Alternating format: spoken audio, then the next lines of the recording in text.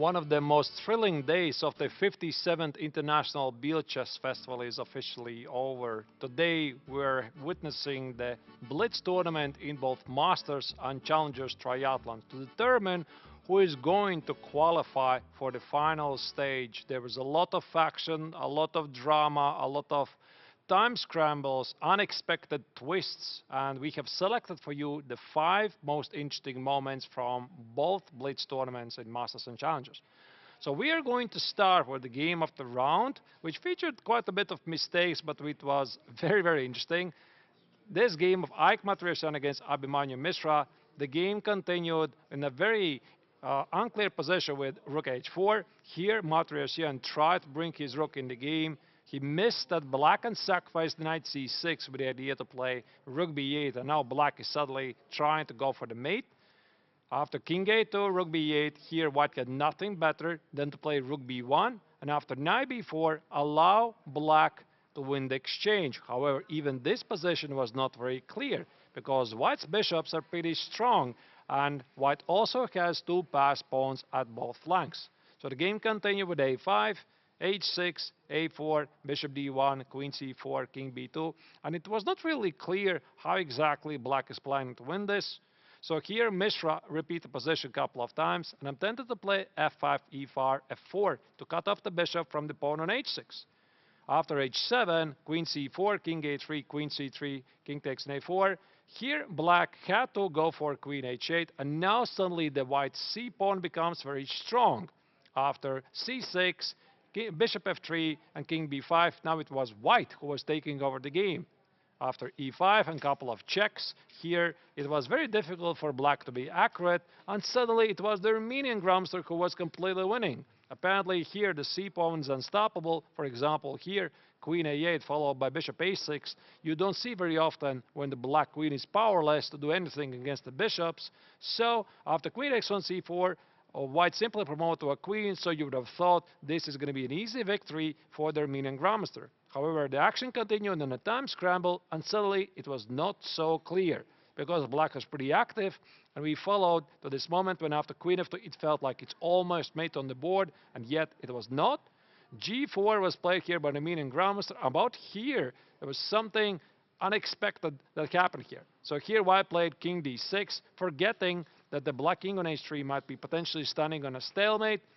After queen f7, queen f1, here queen f2, king h3. Here white played king takes on e5, and you probably guessed it, black immediately picked up queen d5, the queen sacrifice, ending the game with a rather unusual stalemate on the board. The black king on h3 cannot move, the pawn on d4 also cannot move any further.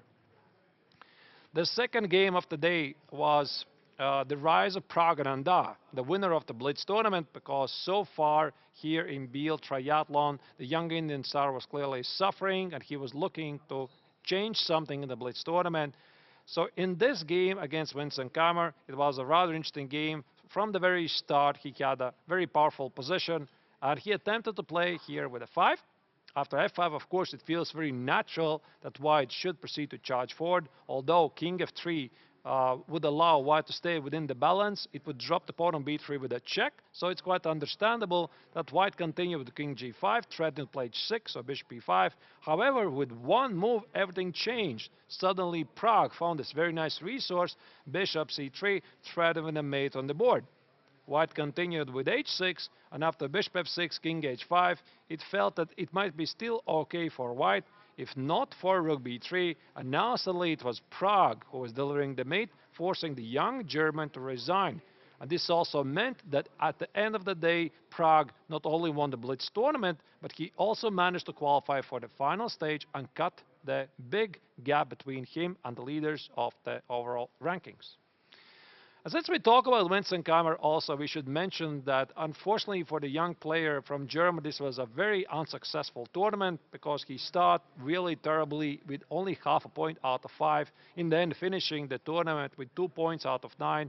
Probably the worst showcasing for Kammer so far in Biel Blitz tournaments. For example, in this game against Lim Le here, Kammer was doing pretty great. He could have played most like a5, a4, try to gain space, and even engine support that black is just doing fantastic here. Instead, here, Kammer had a flawed idea. he played knight b6, hitting pawn on c4, which was directly linked with the move g5. Apparently after g5, white cannot go further.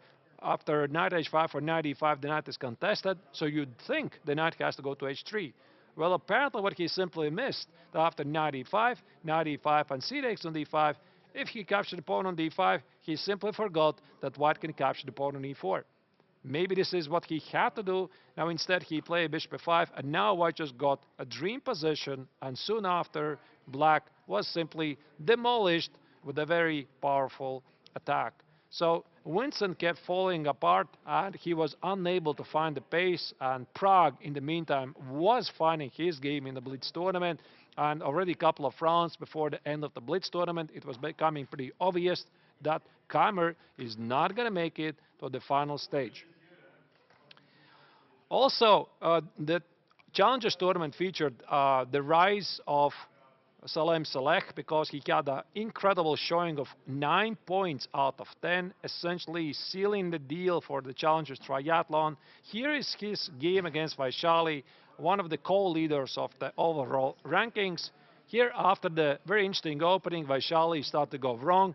What she had to do, she had to play knight e4, sacrifice the knight on e4, give up the pawn on c5, and get a pretty nice compensation. Instead, she automatically played knight b3. A couple of moves later here, rook b1 was the step in the wrong direction. And at this moment, it was the Emirati Grandmaster who was able to showcase why he is a fearsome attacker. Here he played queen g6, hitting the pawn on d3, and after knight c1, he started to attack white at the king side. After rook b3, everything started to fall apart for the young Indian star, because after h4, h3, black's attack already was unstoppable. If you put the bishop on h1, black would simply try to get the bishop on f3 and deliver the mate on g2 after the light square bishops are traded. That's why Vaishali played bishop f1, but now e4 in comes with a very powerful force. After captures, bishop e4, queen d2, even more threats were incoming, d3 hitting the knight, queen f6 hitting the rook on a1, and now knight e4, white's position was falling apart.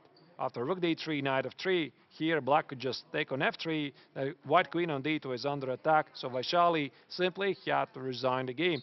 So this was just one of the demolishing games by Saleh Salem, clearly dominating the field in the Blitz tournament. And finally, we have one of the most intriguing moments here in the Biel Chess Festival. That is a story of Jonas Bolbjerg, who was, before the start of the Blitz tournament, in a rather safe fourth place. And here in this final game, the Danish player had to at least achieve a draw. So here with the black color, he was having a pretty solid position, just double the rooks on e6, target pawn on e3, and white cannot really make any progress.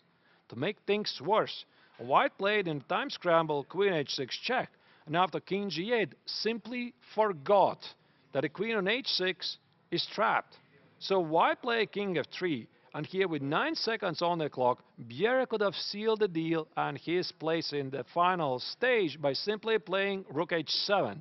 This was attempt number 1. The Danish Grandmaster simply missed it. He played rook e6, the obvious move. And by now you would think after e4 you would spot the idea of rook h7. He missed it again. He played rook a7, hit the pawn on a3, and again white made a mistake. After king f4, one more final chance for black was to seal the deal, take the game, and qualify for this final stage. Not only the Danish player missed it, he played rook a4.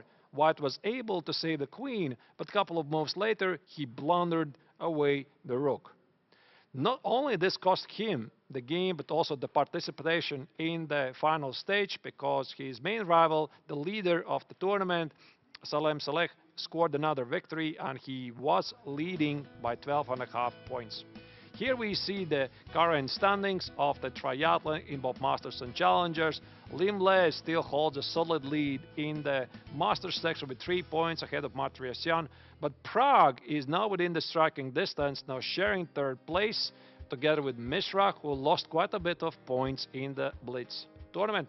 In the meantime, in the Challenger, Salem Saleh is leading by a whole 7 points, and essentially all he needs is just one draw from 3 classical games in the final stage to secure his victory in the overall rankings. Also, Alexander Donchenko and Vaishali qualified for the final stage, but for Jonas Bjerre, the tournament is over.